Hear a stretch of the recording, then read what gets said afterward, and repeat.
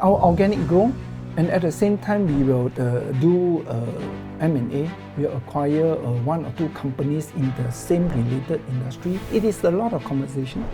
From the conversation, we do understand each other's needs, okay, in terms of compensations, and then what is the things that you want in return. Our business is in red oceans, okay. However, we are trying to innovate and create a blue ocean out of it.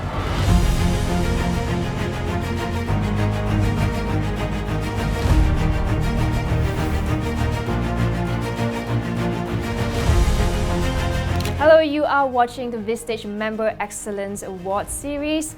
I'm your host, Cynthia Ng.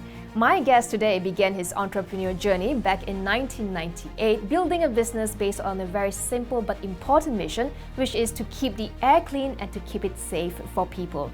Since then, he has guided his company to list on the ACE market and is now targeting 100 million ringgit in revenue. He is also our Vistage Lifetime Achievement Award winner. Joining me is Mr. Ivan Tan. He is the founder and managing director of Gasmaster. Great to have you here, Ivan. Yes, Cynthia. Thanks for having me. Well, thanks for coming on the show. I do want to start with the big news this year, 2026, which was when you listed your company on the ACE market. Walk us through, when did you first realize that we are no longer a small player and we are ready for the bigger stage? We are in this business for some time. And our core is gas detection, environmental monitoring, industrial hygiene. And in the past 10 years, recent 10 years, the trend ESG and more corporate are talking about sustainability. So that has created a bigger market for our solutions.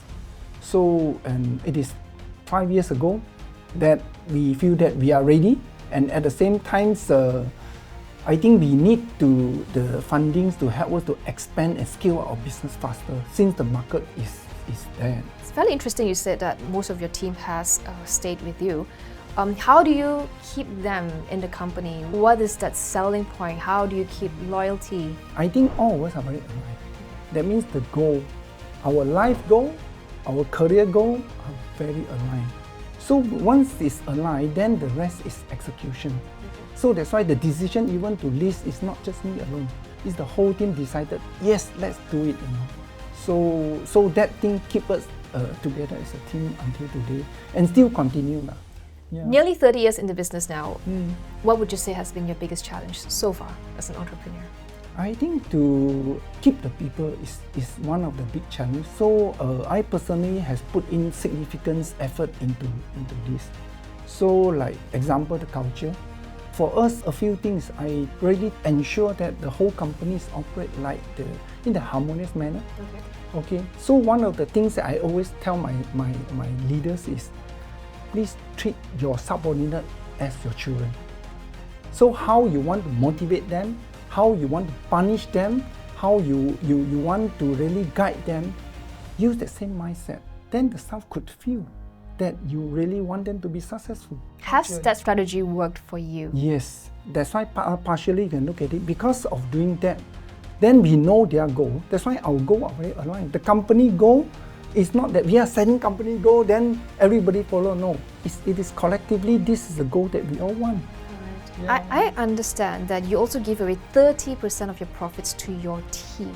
Now that's a massive chunk of change. Is this an act of generosity, or is this a strategy that we talked just about earlier about keeping the people that you value? It is a lot of conversation. From the conversation, we do understand each other's needs, okay, in terms of compensations, and then what is the things that you want in returns, and what is it for me. All these questions, we very openly talk about it. That's how then at the same time we let them realize there's so much in terms of quantum that company can pay, so that the company is still have the capital to grow, to expand, and so on and so forth. So it's a win-win situation. Right. Yeah. In your experience, I understand as well that sometimes you train the person up, but they end up leaving to maybe even a competitor. How do you as a leader face that sort of challenge? First of all, we cannot prevent that from happening. Okay. The only thing we could do is, so what I do is we continue hiring. Okay. So the things that I look at it is, If you need 1 staff, then you hire 2 or 3. Okay. Then you train. So statistically, likelihood you will keep 1.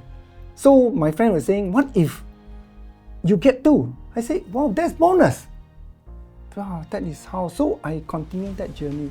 So at the same time now, I think my first level managers, they also face challenges. They need to build their team. So it's the same situation, same challenges. So, well, we just copycat the success formula. Right, and look where you are today. How did your mindset change before joining Vistage and even now, post Vistage, 20 years later almost? Yeah, it has changed a lot. It has changed a lot. I think from the SME mindset to leading a big corporation. That means from SME, how we want to shape our way of running the business systematically. Tell us about a big mistake you have done in your journey so far as an entrepreneur. Maybe I want to do it this way is we embrace mistake.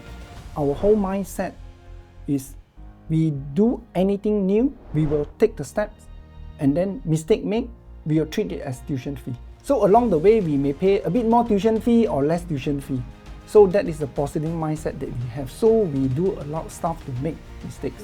And mistakes are not failures. And mistakes are not failure. And then we really tweak very fast. So our style of looking at things is, let's do it, take a steps, and then tweak it fast. Why is it so important to be the standard setter despite the financial risk to your company?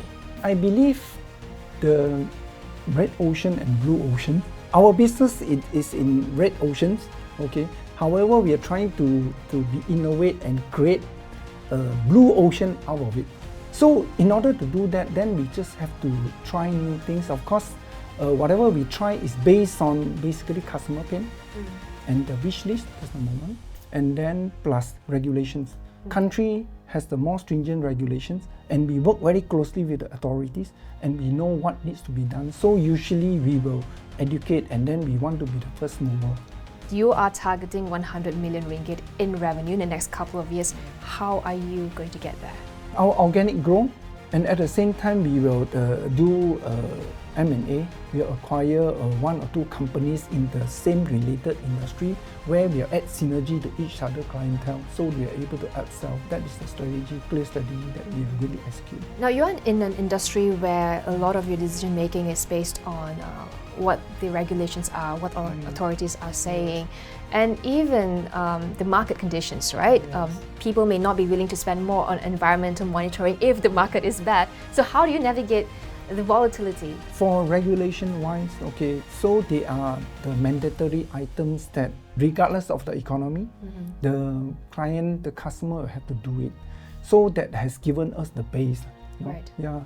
Then at the same time, our solution is not only selling the solutions, we maintain it, and then at the same time, the yearly maintenance. So it is through this recurring income, the complete solutions approach that is help us to navigate challenging time. For me, I believe the company should run by somebody who's capable, rather than the families. Our company now structurally as well. My son just joined the company. So I told him he's a 4th generation leader. If he were to really wanted to do it, I want to use this company as his career. First level of manager, they will be the successor, one of them. Yeah. Then subsequently, I have the 3rd level manager in the making. So each generation is about 10 years gap. So I think it's just about right. Okay, so this is strictly based on meritocracy. Meritocracy. Okay. Yeah, and then we measure. Actually, we have a very robust performance management system. So we do allow if they are super performer, so they are rewarded every 6 months. What do you credit as the major factor to your success? I would say Vistage. How so? Back then, I joined Vistage in 2007. The first question the chair asked me is, what do I want to do with the companies? Yeah, what is the end game for my companies? Do you remember what you said? Yes, I told him, yes, I've seen my senior. So what's going to happen is when I'm 55 years old, okay, yes, I make my money, then I'll see whether I can sell the company or whoever that is among the staff who can take over, we'll sell it to them. Then the chair told me, have you ever thought of creating value for the company? Make the company an asset, a value. Well, thank you so much, Ivan, for sharing your fascinating journey, and Okay. all the best to hitting 100 million ringgit in revenue. Thank you very much. All right. Yes, yeah.